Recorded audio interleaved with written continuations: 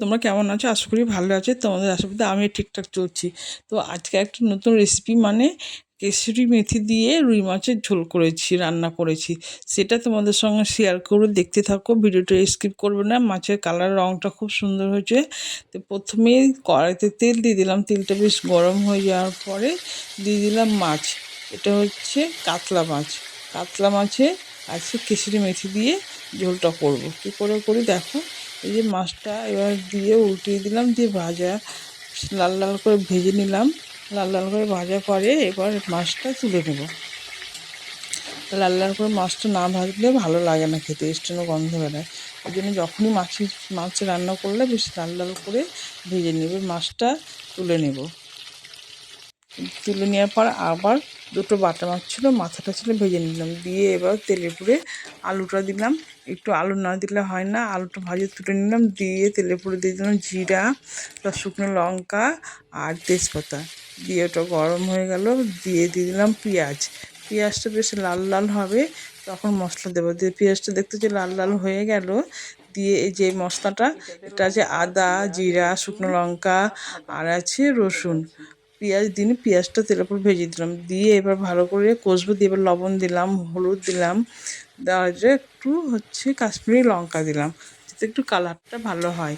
আর অল্প তেল মশলা বেশ রান্নাটা করেছি একদম। তোমরা এটা বাড়িতে একবার ট্রাই করে দেখবে। মশলাটা যাই হোক ভাজে ভাজে হয়ে গেল, কষা হয়ে গেল। দিয়ে আলুটা দিয়ে দিলাম। আলুটা দিয়ে আর একটু কষতে হবে। আর একটু কষলে তাহলে লবণ হলুদ ভালো ঢুকবে। আর একটু কষে নিলাম। দিয়ে এবার ভালো করে একটু কষে নেড়ে চেড়ে দেখতেই পাচ্ছ এই যে। তো তোমরা এই ভিডিওটা একবার, এই রান্নাটা একবার বাড়িতে ট্রাই করে দেখবে। আর আমার নতুন বন্ধু হয়ে থাকলে আমার চ্যানেলটা অবশ্যই সাবস্ক্রাইব করবে বন্ধুরা, ঠিক আছে? আর আমার রান্নাটা কেমন লাগলো তোমাদের কমেন্টে অবশ্যই জানাবে। দিয়ে এবার তো কষা হয়ে গেল, আলুটা বেশ ভালো করে কষে নিলাম লাল লাল করে। দিয়ে দেবো এবার জল। এই যে এবার এবার দিয়ে দিলাম জল। জলটা দিয়ে পর যখন ফুটবে, এটা জল দেওয়ার পর একটু এখন ফুটে উঠুক, একটু ঢাকা দিইনি, ফুটে উঠে গেছে, দেখতে পাচ্ছি তেল ভেসে গেছে। দিয়ে এবার দিয়ে দিব মাছটা। তেল ভেসে গেলে দেখবে আলুটা তো সিদ্ধ হয়ে গেছে।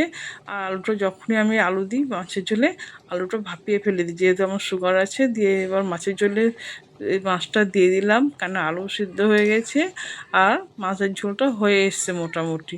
দিয়ে দেখতেই পাচ্ছ এবার মাছের ঝোলটা হয়ে এসছে, এবার নামাবো। আর কেশরি মেথিটা এখন দেব। কেশরি মেথি দিয়ে সত্যি খেতে যে এত টেস্টি হয় জানতাম না আগে। এটা নতুন পদ্ধতি করলাম, আমি একবার ট্রাই করে দেখলাম। তো খুব সুন্দর হয়েছে রান্নাটা। আমার ছেলে বলেছে এই যে কেশরি মেথিটা দেখতে পাচ্ছ, একটু হাতে না ডলে নিলে একটু ভালো হয় না। হাতে ডলে নিলাম। দিয়ে এবার মাছের ঝোলের মধ্যে দিয়ে দিলাম, কাতলা মাছের ঝোলে দিয়ে দিলাম। তোমরা কাতলা মাছ কিংবা রুই মাছ দিয়ে করতে পারো। এই যে দেখতে পাচ্ছ কেশরি মেথিটা দিয়েছি, আর মাছের কালারটা খুব সুন্দর হয়েছে। বন্ধুরা তোমরা অবশ্যই কিন্তু জানাবে বেশ মাছটা রান্না করে তোমাদের কেমন লাগলো, খেয়ে কেমন লাগলো, ভালো লাগলো লাইক শেয়ার করবে, ঠিক আছে? এই যে দেখতে পাচ্ছ খুব সুন্দর কালার হয়েছে মাছের ঝোলে। আর ভিডিওটা ভালো লাগলে অনেক অনেক শেয়ার করবে। তো যাই হোক বন্ধুরা, আমার যদি একটু ভুল হয় তোমরা ক্ষমা করে দিয়ে, আমার কথা বলতে একটু অসুবিধা হয় যেহেতু প্যারাটা শুরু, কিন্তু ভিডিওটা এখানে শেষ করলাম। টাটা।